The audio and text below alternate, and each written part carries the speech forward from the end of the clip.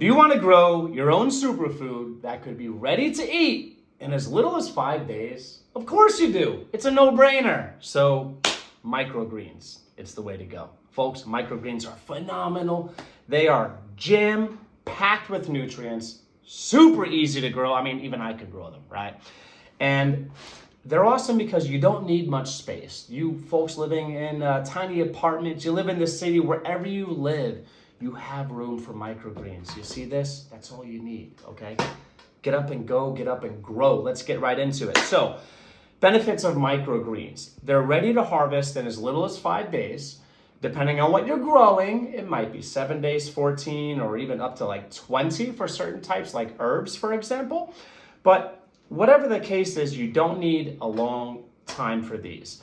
Now, there's a difference between sprouts and microgreens. Sprouts could be done in something like this. Sprouting jar, beautiful mason jar, comes with a lid. You're soaking, you're rinsing, ready in a few days. Typically 2 to 5 days, your sprouts will be ready to eat. And sprouts are made to eat root and all. Microgreens, you're typically growing them for the stems and the leaves. Don't overthink it, folks. Microgreens are baby plants. That's it. That's it. And if too much time goes by and you don't harvest in the ideal microgreen time period, that's all right. Now you're going to harvest baby greens or greens. It's a win, okay? I like this. It's low risk, high reward, and this is something you can do that can sincerely, folks, lower your grocery bills dramatically. They're so versatile. You can use them in tacos, how you doing? Pasta, garnish, soups, stews, sandwiches, little turkey, lots of mayo, salt, pepper, how you doing, right? There's so many things you could do, folks. Add them to your smoothies, okay? Now, this is living food.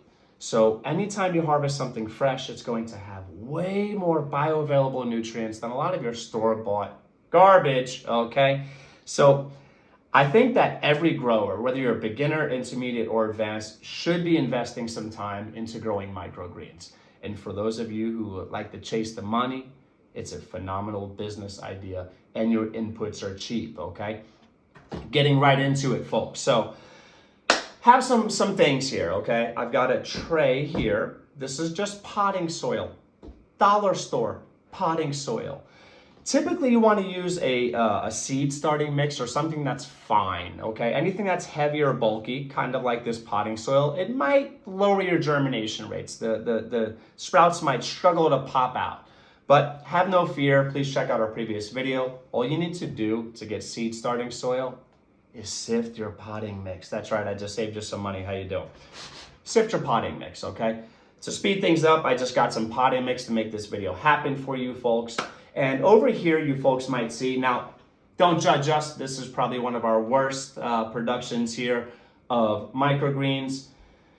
You learn as you go, you learn as you grow, and I left this out in the rain. Torrential downpour, it destroyed them. However, I wanted to give you a visual of what they look like. So, and also, our amazing sons, 3 years old, 8 years old, I think they might have been the ones that planted this. So spacing is not ideal, but we have something to show you folks.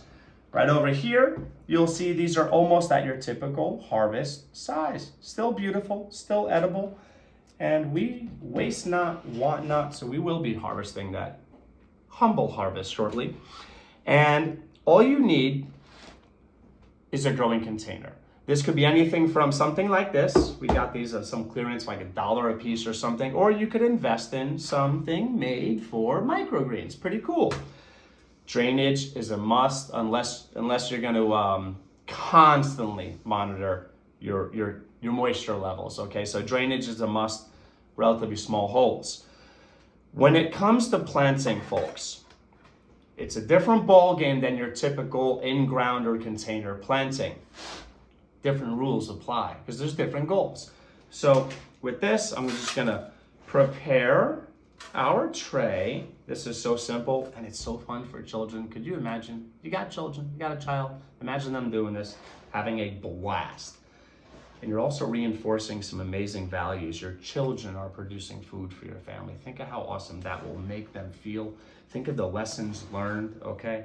This is something that's fun for the whole family. Planting depth. You only need about 1.5 inches or 2 inches of soil, okay? There's another benefit of growing microgreens. When you're growing other plants to maturity or typical maturity, you typically need a lot more space, okay? We're growing this to harvest these for stems and leaves in as little as 5 days. We're not concerned about the roots, okay? Now, get some microgreen seeds, okay? These are peas. As far as what you can grow, you've got pretty much any leafy green. Yes, all right? Sunflowers, which I think at this point might be my favorite. Beets are great. Any of your herbs are great choices. Herbs typically take a little longer than the others, relatively longer, to get to the harvesting stage. Peas, absolutely amazing and delicious. Radishes, there's so many, look it up, have fun with it. And they also have mixes. Or, if you're like us, you mix your own. So, don't overthink this. Now gardeners, this might freak you out if you've never planted microgreens before, but you want to plant intensively, very close together. You almost want these to be touching, and if they touch, it's okay, all right? Just kind of spread them around. I'm just gonna kind of free cast these, sprinkle them around, just making the video for you folks, so it doesn't have to be perfect. All right, spread it around, plant them very, very close. A centimeter or less, okay? Centimeter or less. Now, planting depth. For most microgreens, all you wanna do is put them on the soil surface. Make sure they're moist, pat them down, that's it. There are some, take a minute or two, just look it up to see which ones you're growing the proper depth, but peas, for example, and sunflowers, for example, you're going to actually push those into the soil surface just a little bit. And here is a tip for you folks, and this goes for all gardeners, microgreens, food forest, whatever. Typically, the larger the seed, the deeper you plant. Your very tiny seeds are typically surface sown or surface casts. A little bit bigger, okay, you're gonna be putting it into the soil. And you gardeners who are advanced gardeners, you kind of instinct plant at a certain point. You can tell by how big the seed is. So use your common sense. The tiny microgreen seeds, you're just gonna surface sow. If they're a little bigger, like pea size, the typical pea size, they're bigger, push them in a little bit. Or you can do this, sprinkle lightly a little soil, that's all you need. Now remember, this is a different goal than when you're growing plants to maturity. The goal here, leaves and stems only. We're not getting fruit, we're not getting large size produce. So with this, you just wanna get them to sprout. So when you have a nice light soil medium, you could also use cocoa coir, you could use peat moss, seed starting mix, whatever. You want to water initially from the top. That is going to help get those seeds in contact with the soil, okay? And then if you're creative and ingenuitive, you can just get something to put on top of here and put a little rock or a brick on top. Now, you're not trying to smother your microgreens. You want to really hold the seeds in place to maximize the surface area of the seed touching the growing medium. You want that seed to soil contact, okay? And not something too heavy that's going to crush anything, okay? Something light just to hold it down. And if you have a stackable set, then you'll simply be stacking things like this on top of one another. Now, like all seeds, you water right away. First water on top, okay? Help make sure they're watered very well, okay? Your bigger seeds, like your sunflowers and peas, you could soak for 3 to 5 hours and then plant. That's an extra step. I don't feel like doing it. So once you've got this growing, okay, or once you've watered rather, you want to bottom water, okay? And what you want to do is you want to fill this up about halfway, put your tray on top, and give it about 10 to 15 minutes minimum, and then up to 30 minutes or so to soak all that water up, or a lot of that water up, and then you remove your bottom tray, pour it out, keep it nice and dry, relatively dry, and then replace so that drainage happens. You do not want these to rot. You want them to germinate. Big difference, okay? So once you've got them going, okay, You don't have to do much except make sure the soil is consistently moist. But again, not soaking, but moist. Now, some gardeners might want to beat me up. You folks know me, I'm full of opinions. Whether or not you should top water. If you top water or top water too frequently, you do run the risk of mold.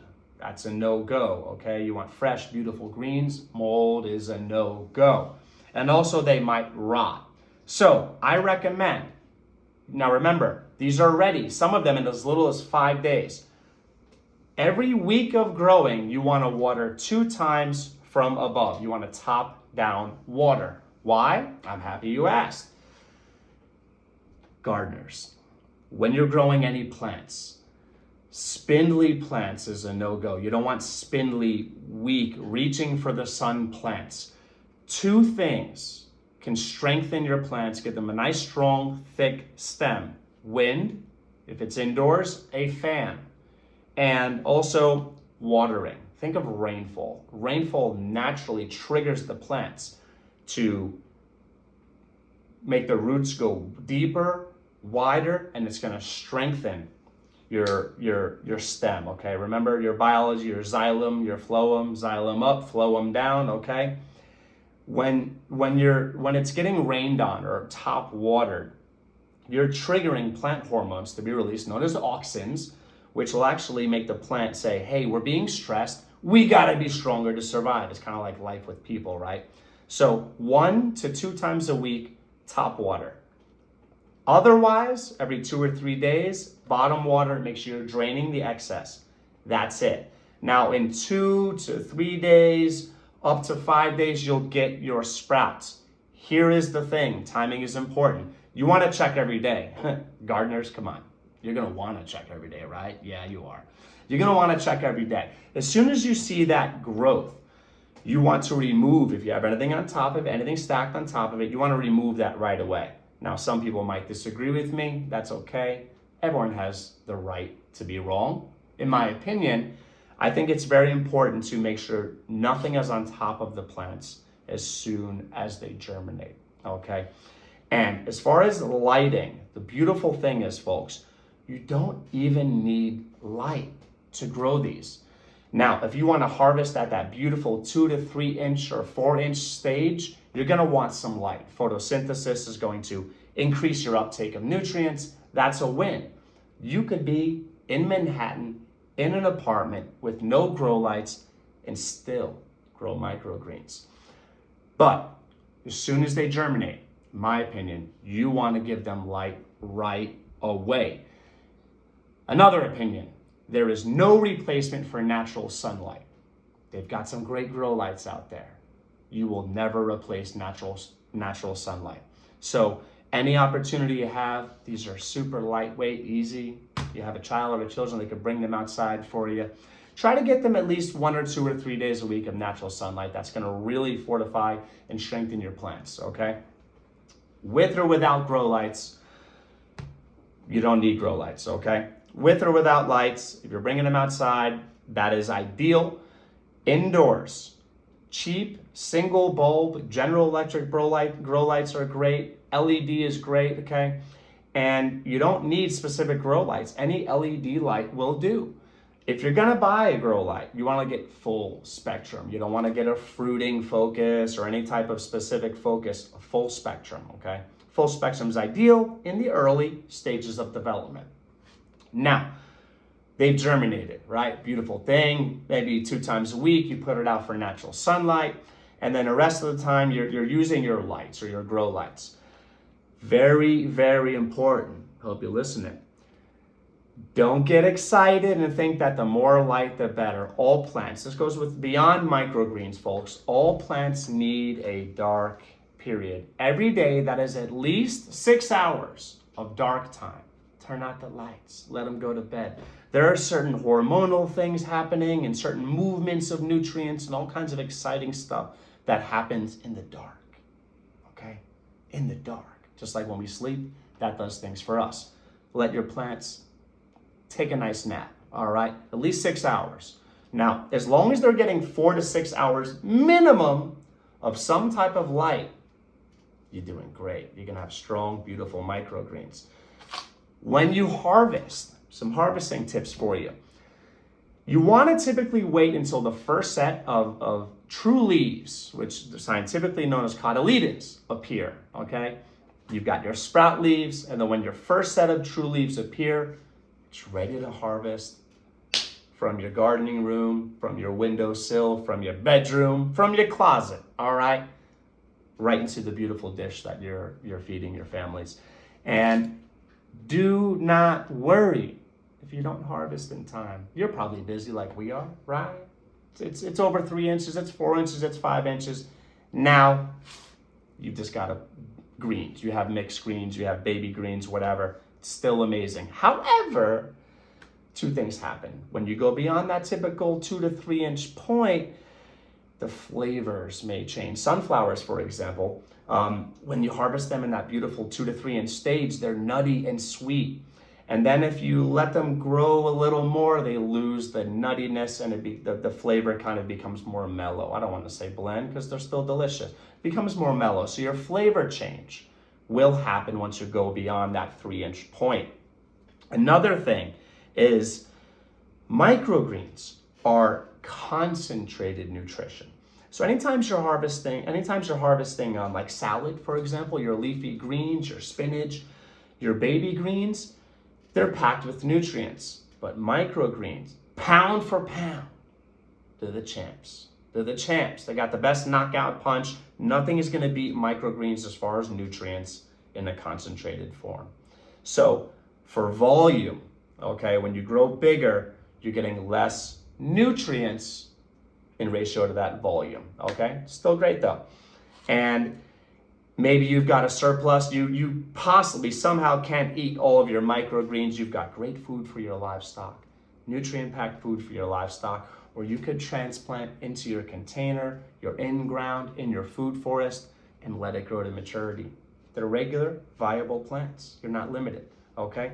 So, I hope you got a lot out of this. If you learned something, subscribe. If you like me, subscribe, like, share this out. And I truly want to motivate you to get up and go, get up and grow. This, you got no excuses. And if you do, you email me and I have an answer for all your so-called problems. Microgreens. Give it a shot. It's amazing. We've had a lot of fun with it. And get your children involved, folks. This is something that's great for the whole family. Take care, everybody.